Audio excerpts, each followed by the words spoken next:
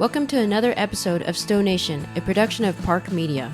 Before I introduce today's guest, don't forget to hit that subscribe button, share, and leave a 5-star review. And if you find this podcast useful in any way and want to pay us the ultimate compliment, head on over to our Patreon page where you can subscribe to be a Classic, Stealth, or Beast Mode subscriber. On this episode, I had the opportunity to be able to talk to Lisa Manning. She is the Host and Member Services Manager for Harvest Host.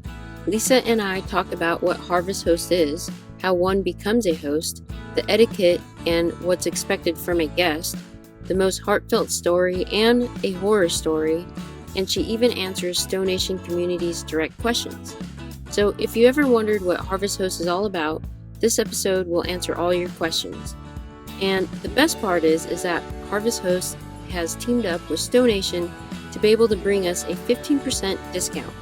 A link will be provided in the show notes along with the coupon code. So sit back, relax, and please welcome Lisa Manning from Harvest Host to the STO Nation family. Lisa, thanks for joining STO Nation today.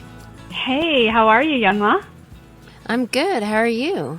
I'm good. I absolutely love that you have a great community for people who own STO vans. That is awesome. Yeah, it's really great. STO Nation is it's a lot more than what I ever thought it could be, and I think I get good feedback from the community, and so yeah, it just kind of motivates me more to keep on pumping out episodes and being able to meet new people and have people, vendors like yourself from Harvest Host, be able to come on, and because I know a lot of people in this storyteller community use you guys, because I see it on the Facebook group a lot where they say, hey, this is where I stayed at, and they have like this beautiful photo of like being on the beach or like an alpaca farm or, you know, like at a winery. It's really unique. Yeah. It is. It's a lot of fun. Yeah. So there's a lot of people that are getting ready to pick up their storytellers this summer through fall, and so they probably are not too aware about what Harvest Host is about. So do you mind just talking about how it started and like where you're at and the whole principle behind Harvest Host? Absolutely. So Harvest Host started about 11 years ago, and a couple named Kim and Don Green had gone over to Europe, and there was a concept that was very similar to the Harvest Host concept. So when they came back to the United States, they started finding hosts in Canada and the United States, and then they opened up the annual membership. And so what we have is a membership program that you join. It's an annual fee, and for that annual fee, we connect you with farms, breweries, wineries, special locations like museums and different, attractions like underground caves and things like that. And you can spend one overnight at each one of those locations. So you could literally pick a different location every single night for 365 nights and stay at a different location. And there are no camping fees for the first night. And then all we ask is that you patronize the business. So go in if if hopefully it's something that you're already purchasing. So if you're already drinking wine and you stay at a winery, you're just going to buy a bottle or two of wine. We sometimes get people who say they bought a case of wine, but if you go to a brewery, grab a mug and enjoy your beer and eat dinner while you're there. Or we also have an upgrade that you can get that's golf courses. So you can go play a round of 18 holes of golf and come out and sleep inside of your STO Overland or Storyteller and enjoy your time that you're there and have a great view while you're there and, be relaxed and enjoy a different kind of view than, say, a big box store or a restaurant parking lot. We have some, amazing, exquisite hosts out there that you could visit. Yeah, and I think you mentioned something that was key is that, a lot of people sometimes stay at truck stops or like Walmart or Cracker Barrel. I think this is a great alternative to be able to get out into the country or, somewhere and be able to go basically taste like, before I forget, the other night over by Oakland, I stayed at a place called Four Fools Winery, and they were right on the ocean. Yeah, and so it was so nice because I personally love wine, so I went and I tasted and I bought, my favorite bottle of wine, and it was kind of nice because I didn't stumble back to the RV, but I got from the tasting deck to my RV safely, and it was really nice to know that I didn't have to go anywhere, And so I think. And what was the name of the bottle of wine you bought? Oh, it's in the fridge. I can't remember. I think it's a Sauve Blanc, I think, if I remember correctly. Okay. Yeah, it was a really crisp white wine that it was actually really refreshing. So, yeah, I wouldn't say it's my ultimate favorite because I'm a red wine person, but for a white wine, for me to buy a white wine, that actually kind of speaks a lot. So, but yeah. So, yeah, I think for anyone that doesn't know about you guys, I think you guys are a fantastic option to get away from, dare I say, those nasty truck stops, so. Yeah, it is. And it's most, they're also really safe locations too. And in this crazy pandemic, you've heard the word safe like 4,000 times a day, but it's an option where you can, we have some of our hosts who are just delivering wine or beer or whatever you want right to your RV. And so it's a great option to, safely social distance if that's what you want to do. And then, you have a great view to go along with it. So it's really kind of fun because it's a little bit more unique of an experience than staying at one of those places. So that's kind of how we touted it's a unique experience. Yeah, it definitely is. Now, you mentioned something about safety. So for the hosts, what's the process to become a host? And do you do I don't want to say a background check, but do you vet the hosts, or how does one become a host? We do vet the host. So what we do is we have a host relations team that goes out and works on finding our hosts, and they're doing an excellent job right now. We're trying to recruit between 200 to 300 new hosts a month. So they're working super, super hard to make our numbers go up because campground places, as you know, right now are just in a little bit high demand because the RV sales are just so big. So they're working really hard to get new hosts for us. And in that process, we kind of look at their parking area to see if it's someplace that we feel like is going to work for us, and for the RVers who come in, is it a good parking space? We look at that. We go online and we look at all of their reviews. So we're going to TripAdvisor, we are going to Google reviews, we are going to their social media, looking at all their reviews that way. And we spend a lot of time just, searching them on Google and finding out any of the private farms and stuff like that. We do look at some online registries just to kind of make sure that it's going to be a safe place. We do that. Obviously every, bigger establishments have lots of employees, and we can't vet every single employee of every single business that we have in the system. But we try really hard to vet that. And then we do have a review system. So we have had to remove a few hosts every now and then that maybe didn't, our member went there and said, I'm not super comfortable with that part of town, or, there was something that just, they'll let us know. We really trust our members to give us great feedback, and they do.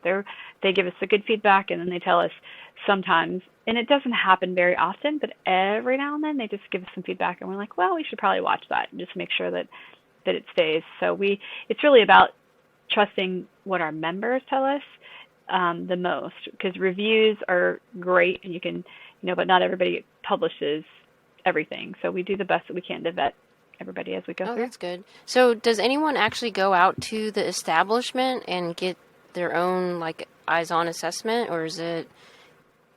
We do not. We really have to trust, because we have places all over the whole United States and Canada, and our team isn't that big. If it was a job and they would fly me a different place every day, I would be there. And taste all the wine. But taste all the wine. But if we're adding 200 to 300 spots a month, it would be almost impossible for us to visit every single one. If we were just in one little central location, we were adding a whole bunch of spots right there, certainly we'd go out and visit it. But because we can't do that, that's why it's really important to trust our members and to, know that they are kind of our ears and eyes on the road. So they're out there looking out for what's best, and they want a great experience for everybody too. So they will really tell us what's happening. That's good. So I know that you said that you're trying to get more hosts as we speak, but as of right now, how many hosts are out there? We have 2,200 right now. So, and that includes our golf courses too. Okay. So we are, let me just look really quick. it goes up every day, so I can give you an exact Oh, number wow. in just one moment. So we have, oh, no, I'm lying to you. We have Oh, 2419 right wow. now. Impressive. Yeah. So you must have Yep. seen a huge boom in the last year and a half, or since basically COVID, right? Oh my gosh, it's been insane. We've doubled our membership. We've doubled our hosts.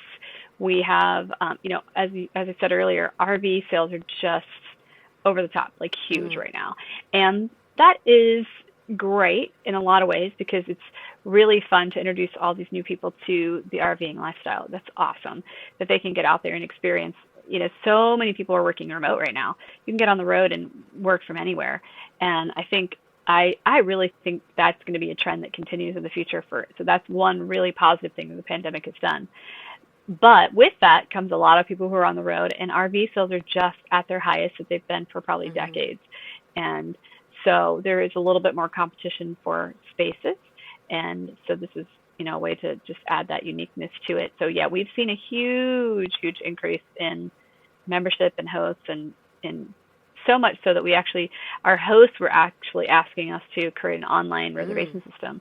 So we have what we call request to Mm-hmm. stay, and members can go online and see the host calendar and see when they're available and click a button and request to stay for the night. Yeah, that would be super convenient. Because sometimes I know Yeah, when I was so trying to contact a host, you know, either they're busy or like whatever the case is, they wouldn't get back to me until it was kind of too late. So I think that online system would resolve that really well. So. and most of the time, one of the things I tried to tell our members is we, you know, we are a complement to our host business. So if they are a winery, if they are a brewery, any kind of business that they have, we are a complement to their business. We're not their main business. So we hope that they get back to you in a timely fashion. But if a farmer's out in the field and he's, picking grapes or at a winery or whatever, they may not always be right to the phone. So you might have to wait till evening until they come in or until the next morning until they get the chance to check their email. But they really do try to get back to you in a timely fashion. But we do have to consider that they are working, and so it's a little bit different than like a hotel where this is their paid job to check everybody in and check everybody out and make sure everybody has a place to stay for the night. So it's a complement to their business. That's what we're hoping. So the online scheduling, is that going to be for all the hosts, or is that how you guys rolling that out? We rolled it out a couple months ago, and so far we have, I would say, close to 60% of our hosts on it Oh, right now. okay. It's close, yeah. So, but a lot of the hosts who have their own system or they really like to talk to people so they can vet people, they don't want to participate.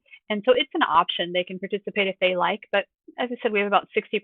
So a lot of our hosts are loving it. They just really like the option of, being able to click a button and send, a little note back saying, "Hey, we'd love to see you and your dog. Come and visit on Friday." And, they enjoy that. So you mentioned something that was interesting. So a host can, even if you're a member, a host can say, "We don't want you. You can't stay here," or. Yeah, but that doesn't happen very often. And usually, um, I don't know that I ever have heard that that a member has called us and said they can't stay there, but I'm thinking about that. I don't know that I've ever heard anybody say they couldn't stay there. So nobody's ever said, "Hey, I called this host and they said I couldn't stay there." That's never been an issue. So we don't usually have that problem. It's not a thing. Has a host have they in the past kicked someone out after they got there? Or, had issues where they're like, "You're never welcome back," kind of thing? Like, try to. If you're asking if all of our 180,000 members have great behavior, no. We're dealing with the human race. So sometimes we do get a host that calls us and says, "Hey, let me tell you this fun little story." And so, I am kind of the meanie of the Harvest Host clan. I'm the one who gets to like call hosts that maybe aren't the best fit or members that aren't the best fit or who can't follow the guidelines. We do have a code of conduct. You have to be a fully self-contained RV, and we ask that you arrive or leave, either one, during business hours so that you can purchase something from the host. We ask that you call if for some reason you can't show up. We ask that you call and say, "Hey, I'm not going to be able to make it. You can give my space to somebody else." We ask that you do that. Just nothing, none of our code of conduct is hard. It's just common courtesy, just like being a respectful part of a community. And so if you don't call when you are not going to be able to stay to host, and you make a reservation 2 days from now to stay a couple days, and you realize you're not going to go there, we've taken up that spot so that somebody else can't use it. So just be respectful of the other people in the community and say, hey, I'm not going to make it, so you can give that space away. And those are really the code of conduct rules. Don't be loud, try to maintain yourself after 10 o'clock. Things, just normal camper kinds of things. So we don't have any like crazy rules. The only real thing we don't, that some people don't like, is we don't no outdoor cooking and no outdoor fires. So you're not staying at a campground to have a campground. You're not staying at a campground. You're staying at a winery. You're staying at a farm. So we want you to realize this is not a campground. It is a place for you to stay overnight. You can put out your slides if you're a bigger RV and you have slides. You can do that. I know that your vans don't have slides like that, but if you are an RV and you have that, you can put them out and you can enjoy your stay. You can put your lawn chairs out and enjoy all that. But maybe don't hang your laundry on the back with the laundry line. And especially, you got to think that some of these are places are like museums and special attractions and caves and things like that. They're legitimate businesses. So we want you to maintain a professional appearance while you're there. And it'd be kind of weird to pull up to a museum and say, hey, look, they're bonfiring in the middle of the parking lot. Yeah, that's very true. That's a good point. Yeah, just kind of be courteous and remember that it is a establishment that is meant for business. So, yeah.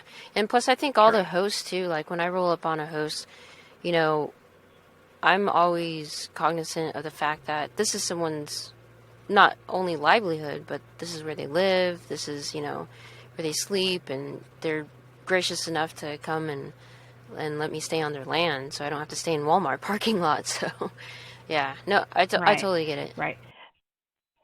But and some of those stories turn out really well, too. Like we had one member that stayed at a farm, and they had their cell phone number.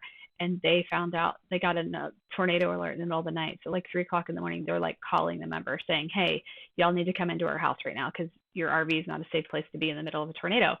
So it really works out. Our hosts and our members get to know each other, and they really enjoy that sense of community too. So you'll hear some stories like that along the way. If you go on our website and look at our blog, there's some amazing, amazing stories out there about the pandemic and how all of our hosts helped our members get back home when they started shutting things down. Campgrounds just closed. So you may have had reservations, but it didn't matter if you were in California and you were going to Maine, you were just out of luck because there's nowhere to stay in some states. And so our hosts were monumental. We saw a huge surge in our membership that time because people needed a place to stay to get back home. And, people who were full-time RVers were suddenly like, uh-oh, where do I go now? Because campgrounds are closed. Federal and state parks are closed. So we have some just great, our hosts really enjoy the process too. So it's not just a matter of our members having unique experiences. These farmers who are at home, they have animals to take care of. They have farms to take care of. It's not like they can go on vacation for months at a time. So they can live a little bit vicariously through some of our members who come visit. Yeah, that's a good point. So speaking of stories, just off the top of your head, what's probably one of the most memorable stories that you know of? I tell this a lot, so if anybody's ever heard me speak before, you'll hear this before, but I love this story. And we had a family, and they pulled up to a host location, and it was a farm, and people were just scrambling around just park over there, you're fine.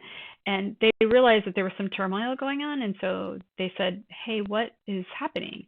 And the farm people said, we didn't realize there's a frost. It's an early frost. And so we've got to get our crops in so we don't lose our crops. So the family is like, we're here to help. So they had 5 extra hands. They jumped out and they literally worked the entire day.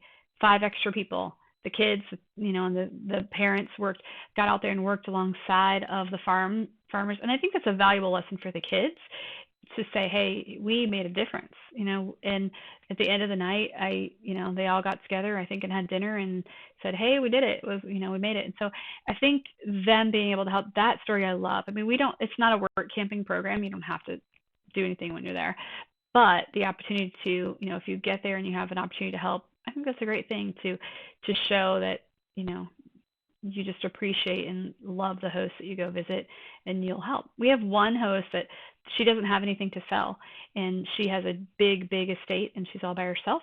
And so she asks if people will just come in and help her, like, weed the garden. Like, just take 2 hours of your life and do, if you want to paint and the porch needs painted, here's a bucket of paint and paintbrushes, have fun. So she just asks for help along the way so she can keep her farm without having to hire people in. It's a big help to her. So that's all she asked for. That's pretty so clever on her part. Different. So on the flip side, what's the worst story that you've heard of? Like a nightmare story? Probably, and this wasn't really a harvest host thing. It was just the saddest thing. I got a call. My team all has my cell phone number, and so we have some that are on the other coast. And so I got a text about midnight that a mother was looking to find out if we could, and this was right before we started the request to stay system, so we couldn't track people like we can now. And we don't track them anyway. That's the wrong word to use, but we couldn't locate them if we needed to, because we hadn't started that yet. And she, her father had posted earlier in the day that they were heading to Harvest Host locations. And so I got a text from my team at midnight and said, hey, we're looking for this member's parents really need you to call right away. So I called, and they were in New Mexico, and while they were there, they parked their RV, and it wasn't at a Harvest Host, but we didn't know that at the time. They parked their RV and took their bikes and went out for a bike ride. And so while they were out, a drunk driver hit them and so she got a call from the hospital that was actually about 30 miles away from her RV, and so she couldn't find the RV, and so they were looking for the RV. So I'm on the phone at midnight. Luckily, it was only 9 o'clock West Coast time, but I'm on the phone at midnight calling every host in New Mexico, going, "Hey, do you have this van here, or whatever the RV was?"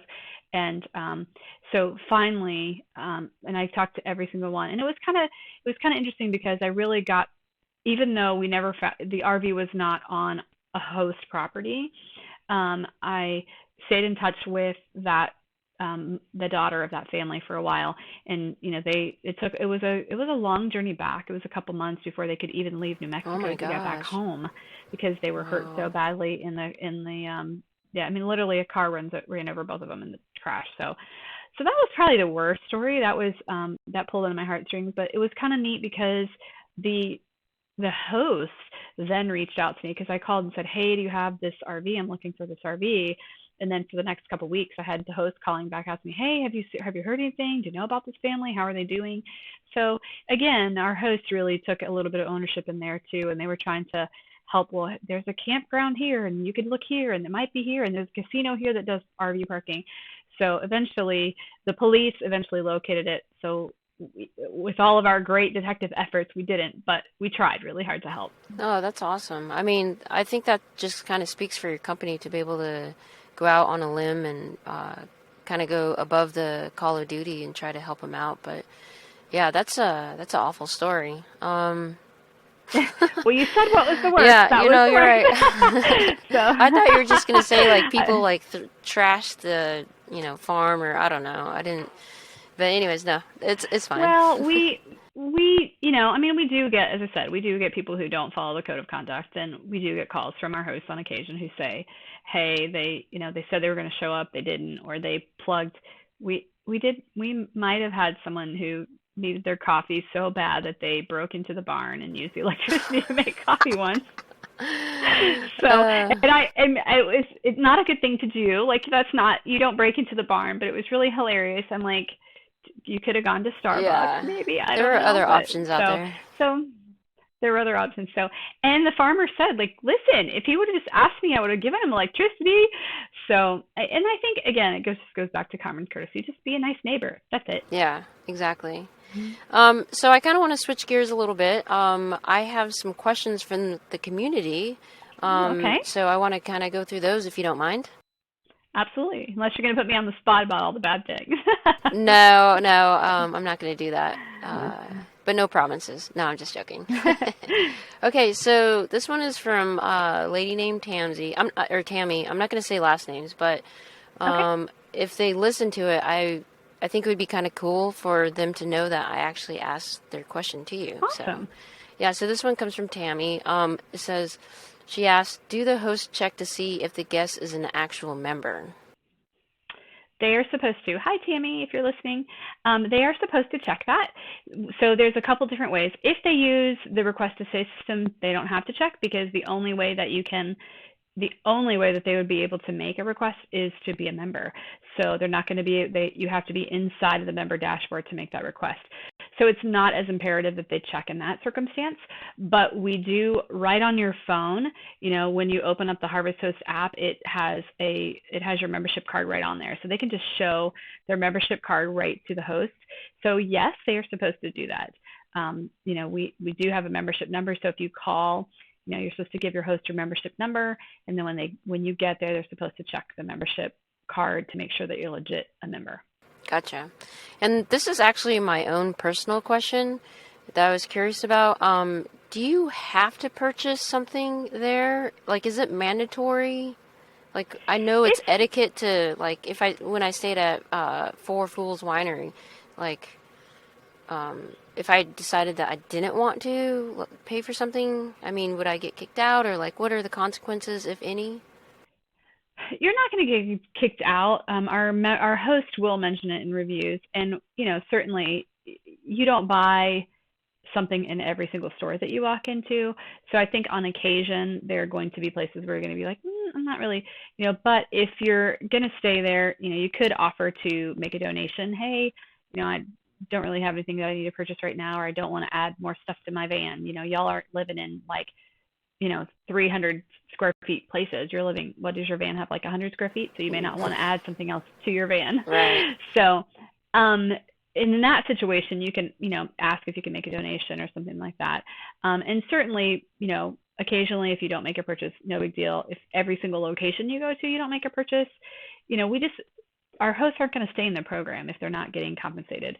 So we give them a spot on our website for free, and you guys patronize business. So to say thanks for their hospitality and to support small business, I say my catchphrase of our company is, we support small business one RV at a time. And that's what we hope, is that you get to see some of the more unique small businesses around the countries, and that you support them while you're there. Okay. So the next question, and this is from Gordy, what percentage of guests actually purchase products? Hi, Gordy. We get our hosts say that we have a pretty high percentage. So I would say, the majority. It's not every single member doesn't purchase, but I like to say it like this. So if a host has 10 members that go and 9 of them make a $30 purchase, they still covered the $20 overall collective cost of those 10 people. So that's kind of how I like to view it, that overall they're doing really well, and hopefully it's bringing some business. But again, if nobody's making purchases, they don't really have a reason to stay. So if they get 10 members that come in and 9 of them don't make a purchase, but one of them does, and it's only $20, they're probably not going to stay around too long. Okay. Let's see. Next question is from Joseph, and he asked, do you know if any of the hosts have plans for hookups? Hi, Joseph. We do have some of our hosts that already have hookups. So I would say, I don't really know an exact percentage, but I would say maybe 15-20% probably have hookups. It's a small amount, and the reason that we don't add a filter on our website for that is because everybody would be choosing that as their option to stay, and you'd never get a spot that has a hookup. So it's kind of a nice surprise when you get an email back saying, hey, we have hookups, do you want to use them? And so they are allowed to charge for hookups, and they are allowed to charge. We have a few that will allow you to stay an extra night, so they're allowed to charge for those. We don't want them giving you electricity for free or water for free. And on the occasion that, let's say you chose not to have hookups, we just ask that if for something happened that you needed a hookup, you just ask for permission first, and then, offer to give them some kind of donation to cover their costs. Okay. The next question comes from Michelle. She asks, what percentage of guests bring a host a gift versus buying items for sale? Is there a typical gratuity? I don't know the answer to that. I don't know. I haven't heard of anyone saying, "Hey, we brought them a gift." I do. That's not true. I guess I have heard of that. Like if they're from, where I live in Kentucky, everybody drinks bourbon because it's the bourbon capital of the world. So maybe you take them bottles of bourbon on your trip or something like that. So they probably do that, but I think more so because a lot of people aren't wanting to bring a lot in their RV and have a lot of extra baggage in their RVs. Most of the time, they'll just make a purchase or a donation. And some of the places that don't have anything to purchase, we have a donation button right on the page, so people can just click, and it'll connect directly to it. It bypasses us, so we don't get anything from it. It goes directly to the host, so they can do a Venmo or a PayPal, and Venmo them, a little bit in thank you for staying on their property. Oh, that's a really neat feature. So the next question comes from Tara, and she asks, I'm curious what percentage of businesses Harvest Host proposes to join the program. We're trying to add 200 to 300 per month, every month. And we're right now we're meeting that 200 mark. We're hoping to jump up to the 300 mark pretty soon, but we're working really, really hard on adding as many as we can add. So we have a great team that's out there and who's making phone calls and sending emails and scouting places. And then we also have external recruiters too. So let's say that you were on the road and you saw this fantastic winery.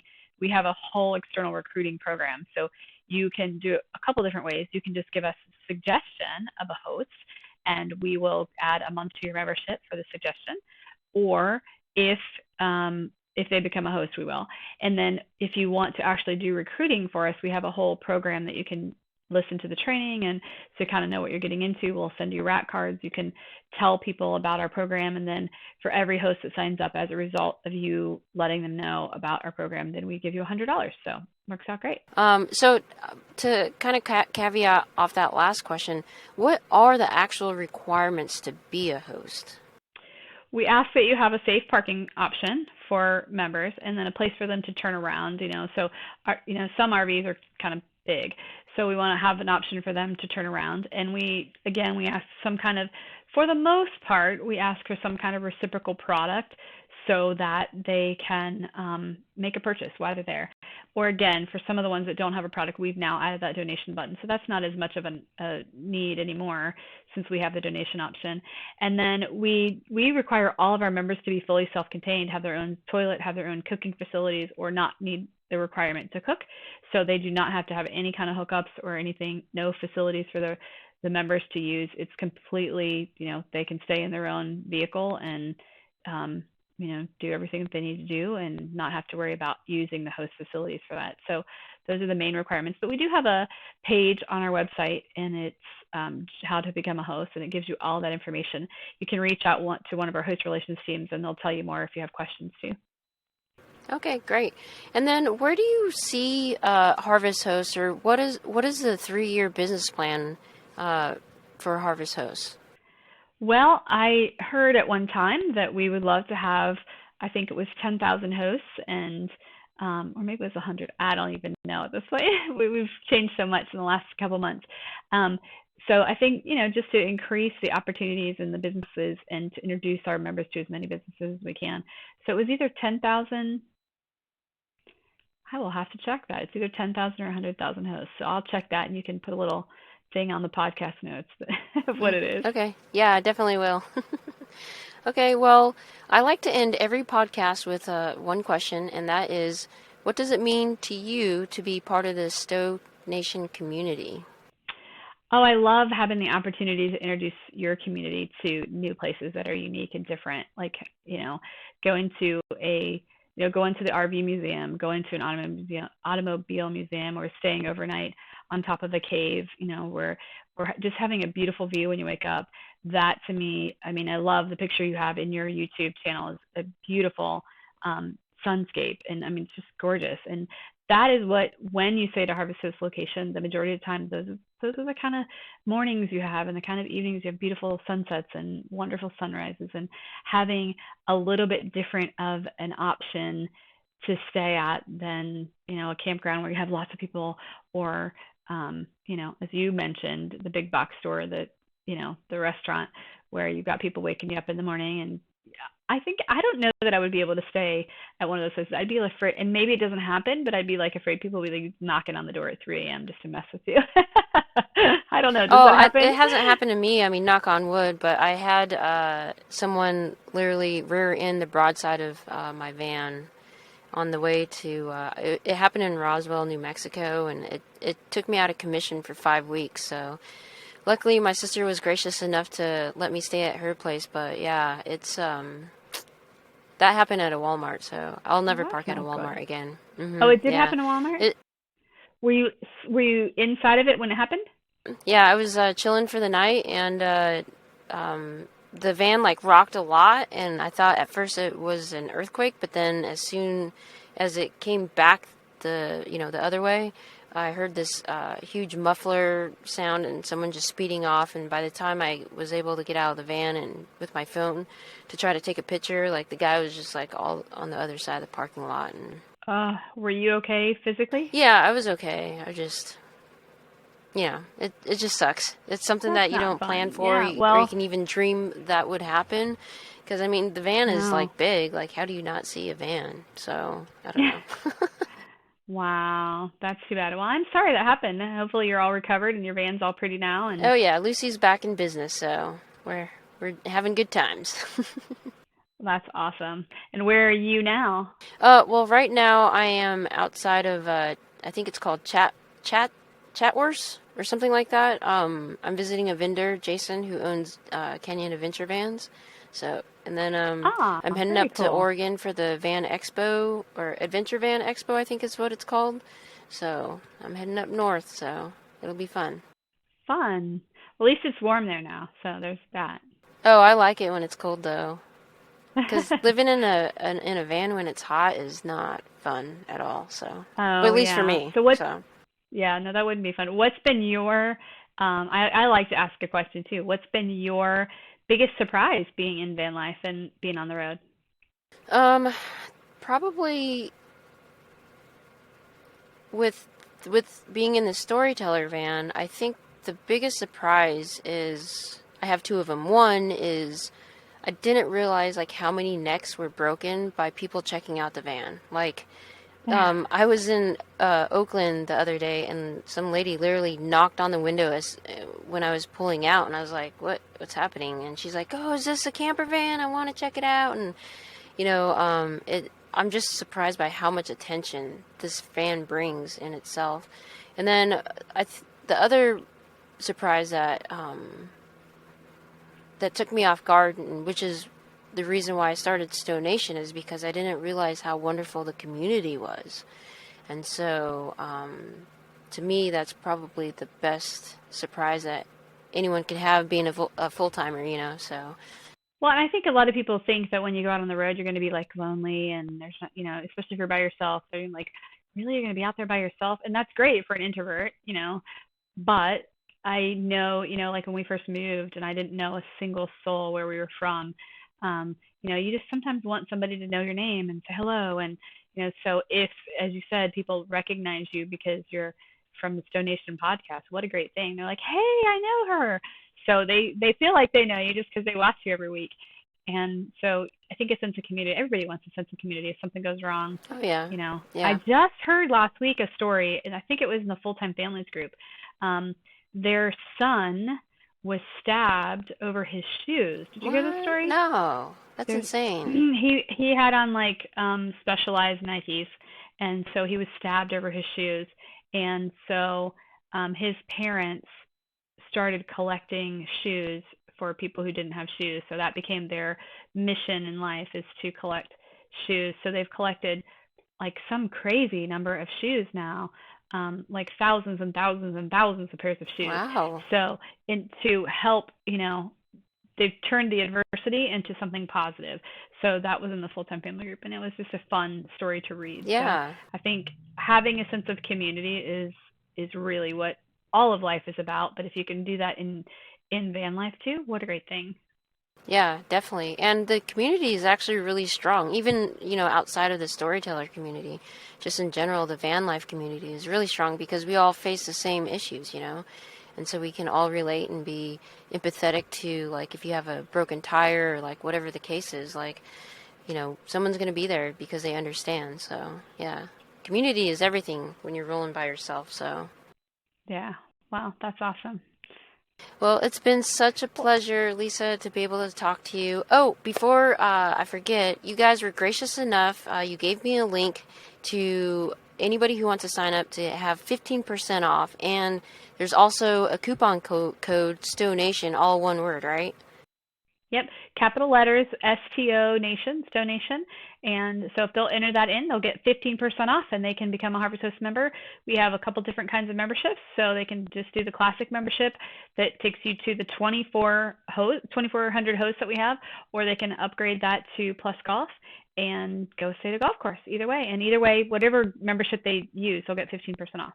Yeah, no, I appreciate it. And I thank you for your time. And it's been such a pleasure to be able to talk to you, Lisa. Well, thank you so much for letting me come on and represent Harvest Hosts. I love our company. It's just a fantastic company. Our hosts are amazing. Our members are really great too. So, you know, thank you for having us on. I appreciate it. And best of luck to you as you get to all of your conferences for van life. All right, thanks.